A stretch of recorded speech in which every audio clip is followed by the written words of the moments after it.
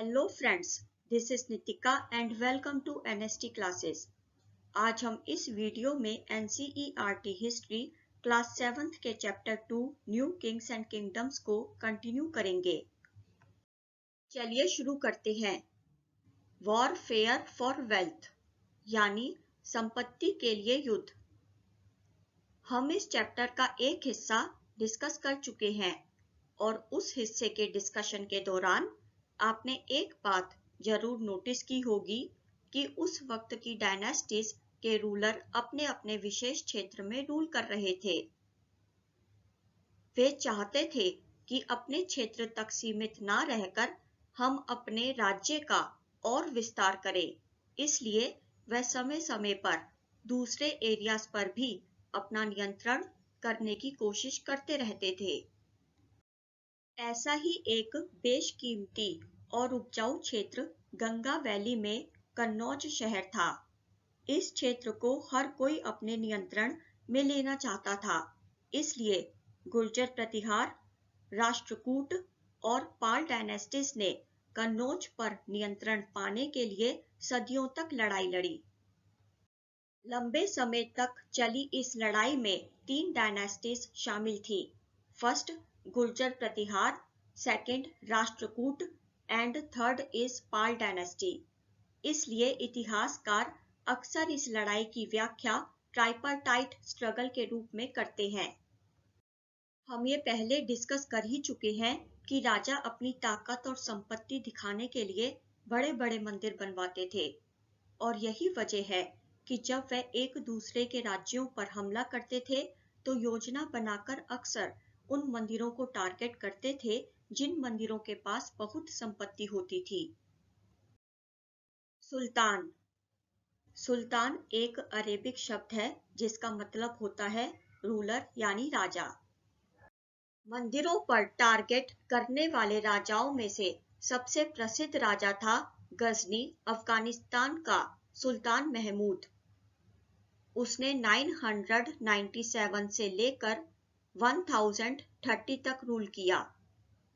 अपने इस शासनकाल के दौरान उसने उपमहाद्वीप के नॉर्थ वेस्टर्न हिस्से पर, ईरान पर और सेंट्रल एशिया के हिस्सों पर अपना नियंत्रण किया। इस प्रकार इन क्षेत्रों पर नियंत्रण करके उसने अपने राज्य का विस्तार किया। वह लगभग हर साल उपमहाद्वीप पर आक्रमण करता था। उसके निशाने पर हमेशा समृद्ध मंदिर होते थे, जिसमें गुजरात का सोमनाथ मंदिर भी शामिल था। मंदिरों को लूट लूट कर महमूद जितनी भी संपत्ति अपने साथ ले गया था, उस संपत्ति का इस्तेमाल गजनी में एक विशाल और भव्य कैपिटल सिटी बनवाने के लिए किया गया। सुल्तान महमूद संपत्ति लूटने के लिए उपमहाद्वीप पर आक्रमण तो करता ही था, पर उपमहाद्वीप के लोगों के बारे में ज्यादा से ज्यादा जानकारी हासिल करने में भी उसकी दिलचस्पी थी। इसलिए उसने अल बिरूनी नामक विद्वान को उपमहाद्वीप के बारे में एक खाता लिखने के लिए कहा। विद्वान अल बिरूनी के इस अरेबिक वर्क को किताब उल हिंद के नाम से जाना जाता है, जो हमेशा से ही इतिहासकारों के लिए बहुत महत्वपूर्ण सोर्स रहा है। अल बिरूनी ने इस अकाउंट को तैयार करने के लिए संस्कृत के विद्यार्थियों से भी विचार विमर्श किया था। अब ऐसा तो नहीं था कि सिर्फ सुल्तान महमूद ही राज्य को बढ़ाने के लिए और संपत्ति पाने के लिए आक्रमण कर रहा था, लड़ाइयां लड़ रहा था। इस श्रृंखला में और भी राजा शामिल थे जो इन सभी चीजों के लिए युद्ध करने में व्यस्त थे। उनमें चहामनास भी शामिल थे, जिन्हें बाद में चौहान्स कहा जाने लगा। इन चौहान्स ने दिल्ली और अजमेर के आसपास के क्षेत्रों पर शासन किया। चहामनास ने वेस्ट और ईस्ट पर अपना नियंत्रण बढ़ाने की कोशिश की, लेकिन वहां गुजरात के चालुक्यास और वेस्टर्न उत्तर प्रदेश के गढ़वालों ने इनका विरोध किया। पृथ्वीराज III सबसे प्रसिद्ध चहामना शासक थे, जिन्होंने 1168 से 1192 तक शासन किया। 1191 में पृथ्वीराज थर्ड ने अफगान के राजा सुल्तान मोहम्मद गौरी को युद्ध में हरा दिया, लेकिन अगले साल यानी 1192 में पृथ्वीराज थर्ड सुल्तान मोहम्मद गौरी से युद्ध में हार गए। A closure look the Cholas. अब हम चोलास के बारे में पढ़ेंगे। इस मैप में चोला किंगडम और उसके नेबर्स यानी उसके पड़ोसी या आसपास के क्षेत्र दिखाए गए हैं। फ्रॉम उरैयूर टू थंजावुर यानी उरैयूर से लेकर थंजावुर तक। चोलास ने अपनी ताकत कैसे बढ़ाई, चलिए जानते हैं। छोटी लेकिन बहुत महत्वपूर्ण फैमिली जो मुट्टरैयर के नाम से जानी जाती थी। इस फैमिली का कावेरी डेल्टा पर नियंत्रण था, पर मुट्टरैयर कांचीपुरम पर रूल करने वाले पल्लवा किंग्स के सबऑर्डिनेट यानी सामंत थे। विजयालय मुख्य रूप से उरैयूर के चोलास की प्राचीन सर्वश्रेष्ठ फैमिली से संबंध रखता था। उसने 9th सेंचुरी के मध्य में मुट्टरैयर के कावेरी डेल्टा पर कब्जा कर लिया। चोला किंगडम की खोज विजयालय ने ही की थी। विजयालय ने कावेरी डेल्टा पर कब्जा करके वहां थंजावुर नामक एक टाउन और निशुंभ सुदनी देवी का एक मंदिर बनवाया। विजयालय के बाद उसके उत्तराधिकारियों ने सभी पड़ोसी क्षेत्रों को हरा दिया, मतलब एक तरह से उन पर जीत हासिल कर ली और अपने किंगडम की ताकत और आकार दोनों को ही बढ़ाया। पांड्यन राज्य साउथ में था और पल्लवा राज्य नॉर्थ में था। विजयालय के उत्तराधिकारियों ने इन दोनों राज्यों के राजा को हराकर इन दोनों राज्यों को चोला किंगडम का हिस्सा बना लिया। राजा राजावन चोल का सबसे शक्तिशाली राजा माना जाता था। राजा राजावन 985 में राजा बना था और इसी ने चोल डायनेस्टी के पड़ोसी क्षेत्रों में से अधिकांश क्षेत्रों पर अपना नियंत्रण बढ़ाया। इसने साम्राज्य के प्रशासन को भी पुनर्गठित किया। राजा राजावन के बाद उसके बेटे राजेंद्र वन ने अपने पिता की नीतियों को जारी रखा। राजेंद्र वन ने आक्रमण के लिए एक नौसेना तैयार करके गंगा वैली, श्रीलंका और साउथ ईस्ट एशिया के देशों पर आक्रमण किया। Splendid temples and bronze sculpture यानी शानदार मंदिर और कांस्य की मूर्तियां। राजा राजा ने थंजावुर के बड़े बड़े टेम्पल्स बनवाए और गनगई कोंडा चोलापुरम के बड़े बड़े मंदिरों का निर्माण उसके बेटे राजेंद्र ने करवाया। ये सभी मंदिर वास्तुकला और मूर्तिकला के आश्चर्यचकित और मोहित कर देने वाले एग्जाम्पल्स हैं। ये देखिए, ये गनगई कोंडा चोलापुरम का एक मंदिर दिखाया गया है।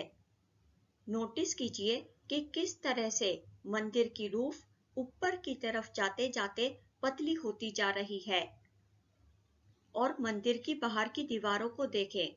इन दीवारों को सजाने के लिए किस प्रकार व्यापक पत्थर की मूर्तियों का इस्तेमाल किया गया है।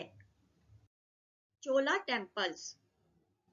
चोल मंदिरों के आसपास अक्सर बस्तियां विकसित हो जाती थीं। मतलब चोल मंदिरों के आसपास लोग रहने लगते थे।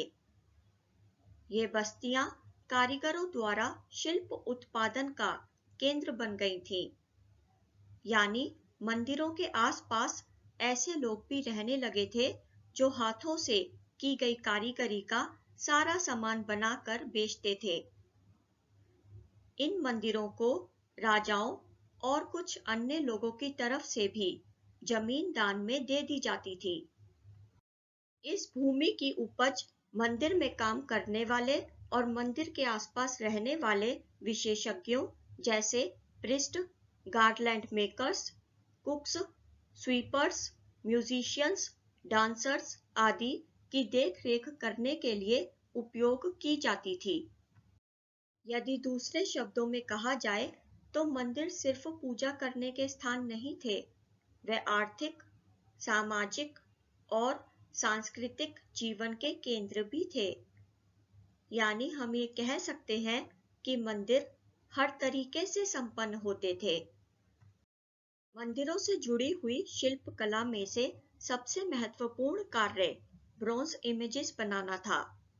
मतलब शिल्प कला का काम तो बहुत होता था, लेकिन कांस्य की ऐसी प्रतिमाएं बनाई जाती थी जो आश्चर्यचकित कर देने वाली होती थी। चोलास की ब्रॉन्ज इमेजेस को विश्व की सर्वश्रेष्ठ इमेजेस में से एक माना जाता है। ज्यादातर मूर्तियां देवी देवताओं की बनाई जाती थी, लेकिन कभी-कभी भक्तों की मूर्तियां भी बना दी जाती थी। ये देखिए, ये एग्जाम्पल के तौर पर चोलास की कांस्य की प्रतिमा दिखाई गई है। नोटिस कीजिए कि इस प्रतिमा को कितनी सावधानी से सजाया गया है। Agriculture and irrigation. चोलास के समय पर एग्रीकल्चर में बहुत विकास हुआ और चोलास की बहुत सारी उपलब्धियां खेती बाड़ी में नए नए डेवलपमेंट्स की वजह से ही संभव हुई। एग्रीकल्चर में डेवलपमेंट के लिए चोलास ने नए नए तरीकों का उपयोग किया। इस मैप में देखिए, कावेरी नदी बे ऑफ बंगाल में गिरने से पहले विभिन्न मार्ग में विभाजित हो जाती है। कावेरी नदी के ये चैनल्स लबालब भर जाते थे और लगातार बहते थे और अपने किनारों पर उपजाऊ मिट्टी को इकट्ठा करते रहते थे। चैनल्स का पानी खेती बाड़ी के लिए जरूरी नमी भी प्रदान करता था, विशेष रूप से चावल की खेती के लिए। हालांकि तमिलनाडु के दूसरे हिस्सों में कृषि का विकास पहले किया जा चुका था, लेकिन 5th और 6th सेंचुरी से कावेरी नदी वाले एरिया को बड़े पैमाने पर खेती करने के लिए उपयोग किया गया। कुछ क्षेत्रों में खेती के लिए जंगलों को साफ किया गया और दूसरे क्षेत्रों में खेती के लिए जमीन को समतल किया गया। डेल्टा क्षेत्र में बाढ़ से बचने के लिए बांध बनवाए गए और खेतों में पानी पहुंचाने के लिए नहरों का निर्माण करवाया गया। बहुत सारे एरियाज में एक वर्ष में 2 क्रॉप्स उगाए जाते थे। बहुत सारे मामलों में क्रॉप्स को कृत्रिम रूप से पानी देना अनिवार्य होता था। ये देखिए, ये तमिलनाडु में 9th सेंचुरी का स्लूस गेट दिखाया गया है। स्लूस गेट का अर्थ होता है जल मार्ग या फिर जल द्वार। अगर टैंक से पानी बहता है तो यह स्लूस गेट टैंक के पानी के बहाव को नियंत्रित कर देता है और उन चैनल्स में ले जाता है जो चैनल्स खेतों की सिंचाई करते हैं। इससे पानी वेस्ट नहीं होता, खेतों की सिंचाई में उपयोग हो जाता है। यह स्लूस गेट पारंपरिक रूप से एक लकड़ी या फिर धातु का एक बैरियर है जो आमतौर पर नदियों और नहरों में पानी के स्तर को नियंत्रित और उसकी धारा के बहाव को संचालित करता है। सिंचाई के लिए अनेक प्रकार के तरीकों का इस्तेमाल किया जाता था। जैसे सिंचाई के लिए कुछ एरियाज में कुएं खुदवाए गए और दूसरी जगहों पर बारिश के पानी को इकट्ठा करने के लिए बड़े-बड़े टैंक्स बनवाए गए।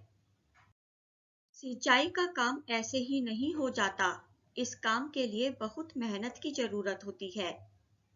हमें ये याद रखने की जरूरत है कि सिंचाई के काम के लिए सबसे पहले योजना बनानी होती है, फिर मजदूरों और संसाधनों का आयोजन करना होता है, फिर इन सभी कामों को काम में लाना या फिर संभालना होता है और अंत में ये डिसाइड करना होता है कि पानी को कैसे साझा किया जाए। पर उस वक्त सिंचाई का काम इतनी मेहनत से करता कौन था? नए राजाओं में से अधिकांश राजा और गांव में रहने वाले लोग इन गतिविधियों में सक्रिय रूप से रुचि लेते थे। यानी ये काम कुछ नए राजा और गांव के लोग करते थे। अगर आपको वीडियो अच्छी लगी हो तो वीडियो को लाइक करें और शेयर करें अपने विचार कमेंट करके बताएं। चैनल को सब्सक्राइब जरूर करें और सब्सक्राइब करने के साथ साथ नोटिफिकेशन बेल को प्रेस करके ऑल पर क्लिक करें। See you in the next video. Till then, goodbye. Thank you so much. Thanks for watching.